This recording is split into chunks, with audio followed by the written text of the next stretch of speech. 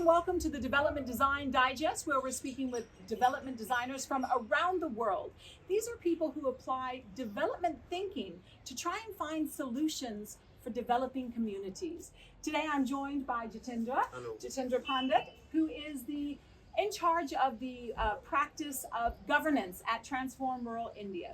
Now, Transform Rural India is a development design practice that tries to turn around the lives of 100,000 stranded villages in India and turn those into flourishing localities. And it does this not by specializing in one area of development like many NGOs, but instead taking a multi-dimensional approach to development, because it recognizes that intergenerational poverty requires a multi-dimensional approach because it is a multi-headed problem. Jitendra, you're in charge of development, you're in charge of governance, and that of course is trying to get people interested in taking part in their community and trying to make a community a place they want to live in and be actively involved. It's more than that, so tell me what I've got wrong. No, sure, because we are living in the SDG era, Sustainable Development Goals era, and to have more localized action, and in order to saturate the SDGs, we need more localized action.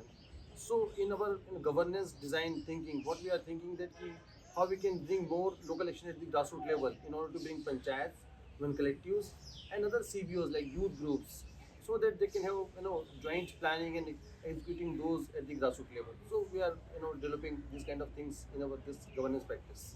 And I suppose this is so important because if you don't have good governance, you have at best an apathetic or mismanaged locality. And at worst, you could have corruption and anarchy. So what you're trying to do is get local people involved in participating in the future of their community. Is that right? Yeah. See, in India, we have our some kind of constitutional arrangement, which is one of its like 73rd amendment, which ensure that grassroots level governance should bring the development in their area or in their vicinity. So they prepare their kind of economic and social justice plan for their local area.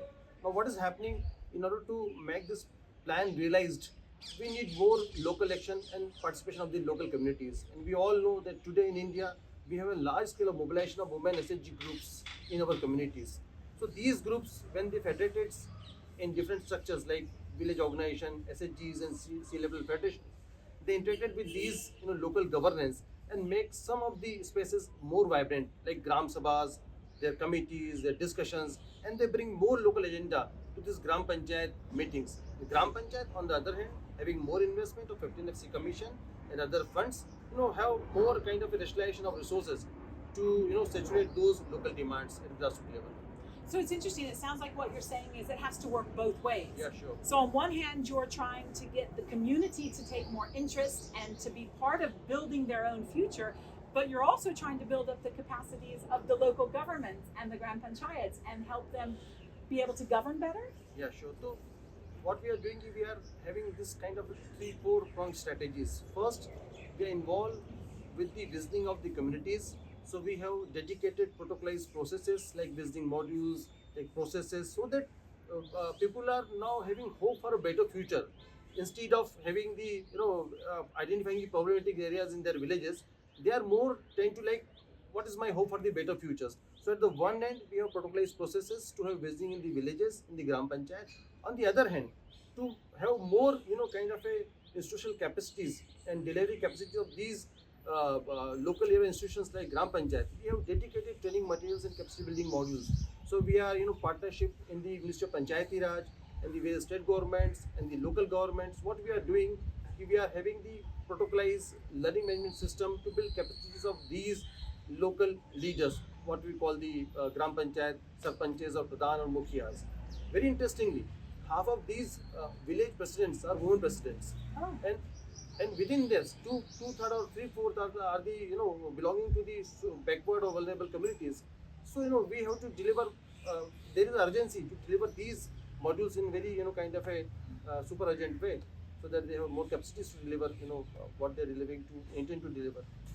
But is it true that Gram Panchayats have a little bit of a bad reputation, that sometimes in NGO circles or in government circles they're seen as the bottleneck and the problem is at the local level?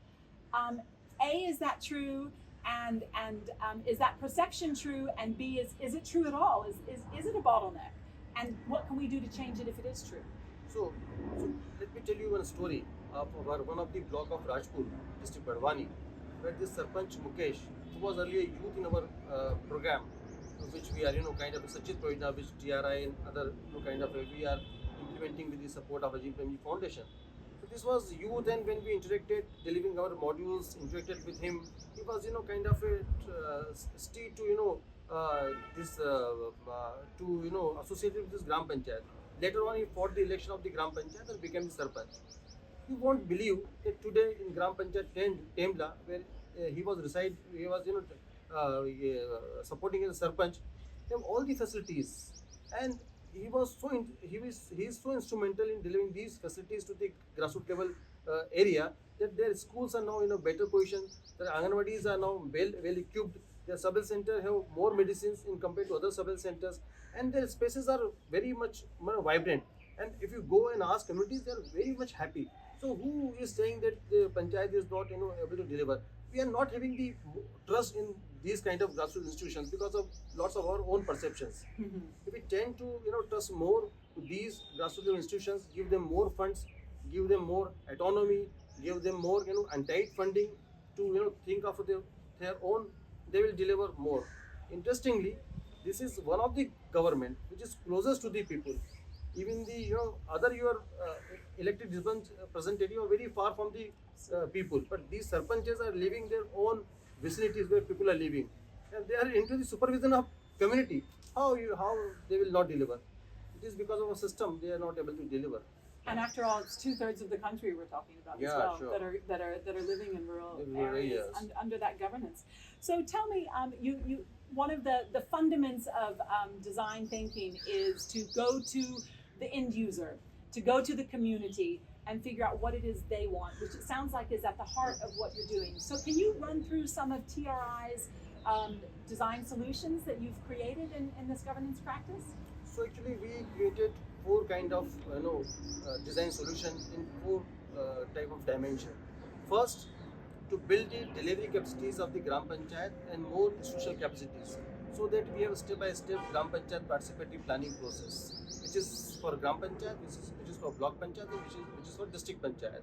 And we have the related modules, training capacity building materials for that. We also created. So that knowledge is passed on. Yeah, and we also created the formats, protocols, the kind of a specific tool with the help of Dhwani in order to build the kind of a how we can have a model. Dhwani being the technical people, technical part they of create the apps that help make this happen. So this is the first.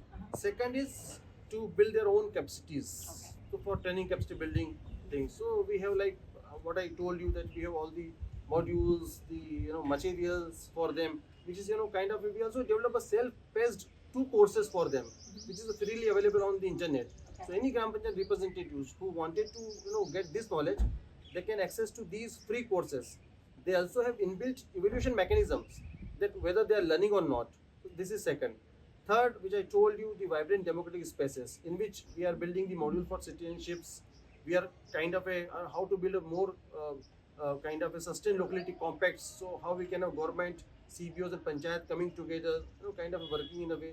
These are some of the process protocol which are developed by us. And very recently, we also have health and panchayat modules in these geographies. So we are also kind of going to demonstrate it in 5 blocks across India, in Bihar, Jharkhand and Chhattisgarh. Health is in our own health, well-being, nutrition. Sure. Okay, fabulous. So what is happening is panchayat is getting more resources and more investment, Mhm. but in order to have very poor system at the panchayat level, they are not realizing or investing these resources in soft activities like health, nutrition and education. So they are thinking that this is the work of the department or government. So what we are doing, we are trying to demonstrate a model in which panchayat and local groups like CBOs, they jointly deliver the kind of activities of health and nutrition with the help of these funds which are coming to the panchayats. Interesting. So it sounds like what you're saying is don't just assume that the government will take care of everything. Yeah, sure. Be involved. Be involved and be kind of a proactive to deliver these things to the grassroots level, communities. Take control of your own Yeah, community. sure. I believe you've also got involved with some of the urban planners from not just India but around the world, because as these villages grow and grow, they're facing the same sort of problems that our cities are facing, which is lack of water, poor sanitation and sewage, electrification. What is this project that you're doing getting involved with? What do big urban city planners have to do with rural India? So what is happening? Land use planning is next big idea for these rural local areas. What is happening? Panchayat having all the land resources with them, because of the poor planning, they are not able to deliver what they wanted to deliver. As like in urban areas, because urban areas is more a better sewage systems, better road systems, because they designed a plan in that way using all the land resources. So what we are doing, because Government of India also has RDFI guidelines, right, FIT 2.0. So this guideline says that now the rural area should have their special plan also. Special plans means what is their habitation plans, how will they connect a door for the futuristic purposes, how they uses their land, and so likewise. So now we are looking forward to these special planning measures and a process protocols, and we are also going to soon have some kind of model in our TRI area also, because Government of India has already piloted this in some of the areas. So from getting their inputs, we are going to have this in our TRI area also. So in next planning phase, we will have more good master plans for these rural areas, because as we said, now rural should think how they become like after 20-25 years. So how their children would be transported to the nearby good schools, how their health facilities would be delivered in a more better way. So they should have more better road, electricity, water, sewage, everything. So this is the next area we are looking forward to. And I love that you're looking not just hand to mouth the next 2 years or 5 years or 10 years, but the next 25, 50 years. Down the So line. is TRI looking for people to help with that, or do you already have all the urban planners that you need, or are you on the hunt for these experts? No, we are mapping the a resource person, the institutions who are already in this game, and we are also having forging a partnership with the urban or planner institute like School of Planning Architecture. We are discussing with them. We are also discussing with them with the many IITs of Assam and like other states, so that they can partner with us and bring more newer solution to these rural areas. Wonderful. Before we end, and I know you have a busy day and I really appreciate you taking your time, I do believe you have a particular dream, should we say development governance goal that you have when you're talking about all this information that you're building, all these manuals, all these SOPs, all these case studies and videos. I believe you have some dream of what you want to do with them. So what is happening with the this rural governance area is still we don't have the repository which can be accessed by everyone and each one in this country. So I have a dream, or in fact the TRI has a dream to build the national repository of all the resources, process manual, protocols, free courses available to these grassroots level leaders, so that they can access them, segregate them, use them, and they have the better governance in the near future of their dream. That's a wonderful, wonderful goal. I hope it happens. I hope we can help make it happen. I hope that everybody, when it does happen, that you access that repository and spread it along. TRI tends to work in the belt of Chhattisgarh, Madhya Pradesh, UP, and Jharkhand. But there are many other panchayats all over the country that would really benefit from this information, Yeah, I'm sure, sure. Jitendra, thank you so much. Thank And we look forward to talking to you again to find out more of these development solutions. Stay with us and have a look at the next video to find more development design digest solutions and thoughts for how we can make India and the world a better place.